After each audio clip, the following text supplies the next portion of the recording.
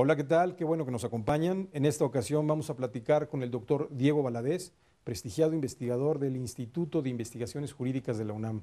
Temas que han generado un gran debate en tiempos recientes. En si debe México de cambiar o reformar eventualmente su régimen de gobierno. Interesante esta conversación ya que nos da la oportunidad de escuchar un diagnóstico que explica el por qué los gobiernos divididos no son funcionales en un sistema de gobierno de tipo presidencial con un sistema de partidos plural, como es el caso mexicano. También vamos a platicar de los riesgos que tenemos como sociedad política en caso de mantener un sistema de gobierno con estas características.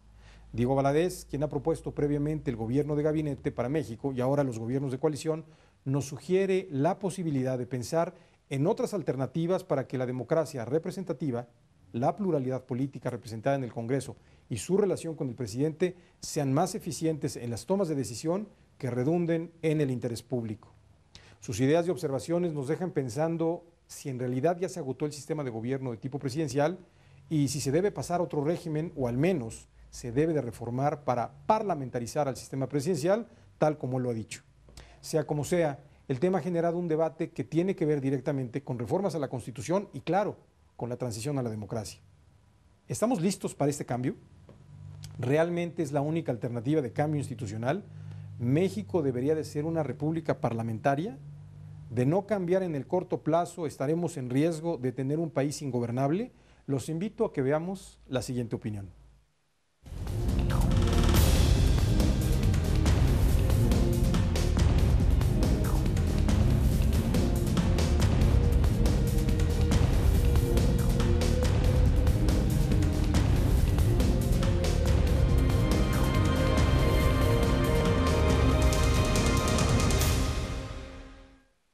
Hola, ¿qué tal? Bienvenidos a este programa en donde tendremos en esta ocasión la oportunidad de platicar con el doctor Diego Valadez, sin duda alguna uno de los más prestigiados analistas y académicos en temas de derecho constitucional. Diego, muchas gracias por esta oportunidad de platicar contigo. Jorge, es un privilegio estar siempre contigo. Diego, se habla mucho de la transición mexicana, de que quedó estancada, de que la transición mexicana no está dando los resultados que se esperaban de ella. ¿Tú compartes esta opinión? Plenamente. La oportunidad, digamos, que generó mayores expectativas se produjo en los años 2000, 2001. Bien. Se desaprovechó. El deterioro de las instituciones ha sido creciente porque no se hizo una adecuación del Estado democrático que queremos. Nos quedamos solo con la infraestructura, con la base electoral que se había alcanzado hasta ese momento, pero luego ya no se pasó a la modificación de la forma de organizar y de hacer funcionar el poder político en México. Me gusta mucho esta respuesta porque yo he leído en algunos de tus ensayos que dices precisamente que la transición mexicana pasó fundamentalmente en el campo de lo electoral, pero que en el campo de lo institucional faltaron de implementarse algunas reformas. ¿Cómo cuáles serían, Diego? Sí, en efecto, se creyó que la transición era nada más el cambio en el sistema electoral y la alternancia. Se vincularon estos dos conceptos y se dijo, eso es todo lo que necesitamos. Y fue una gran fantasía. Lo que necesitamos es ahora pasar a la siguiente etapa, digamos a lo que sería el segundo piso en la construcción de este proceso democrático. Sí. Y es que si ya tenemos un Congreso plural, que ahora ese Congreso plural tenga consecuencias. Si tenemos congresos plurales en los estados, que tengan consecuencias. Bien.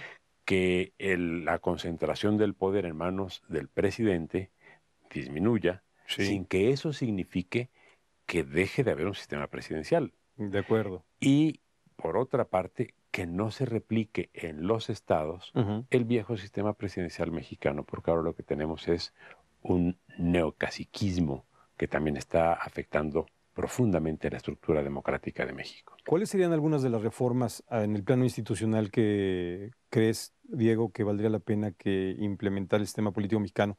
Me llama la atención porque tú has sido uno de los promotores, al menos intelectualmente, más importantes del tema de los gobiernos de coalición. Bueno, son muchas las modificaciones que se podrían hacer. Podemos pensar desde una modificación, digamos, de bajo nivel para ir desencadenando posteriormente otras más complejas y para que la clase dirigente y la sociedad política se vayan aclimatando a los cambios. Yo creo que lo más importante sería comenzar por un gobierno de coalición. Bien. ¿En qué consistiría? ¿En qué consiste, Diego? Simplemente en que un presidente cuente con mayoría en el Congreso, en las dos cámaras o en cualquiera de ambas. Sí.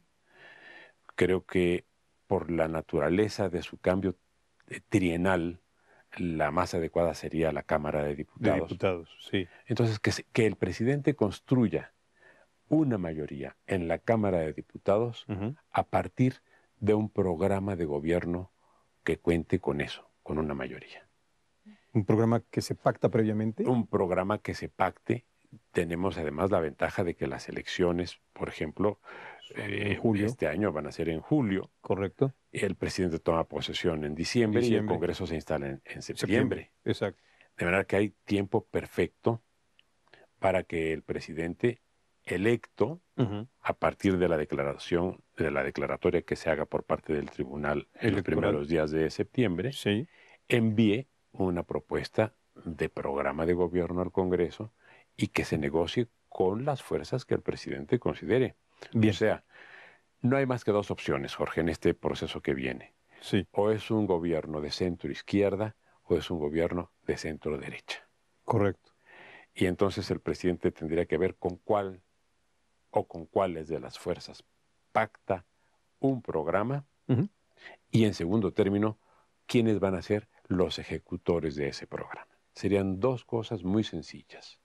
Programa y los instrumentadores, que son en este caso los secretarios.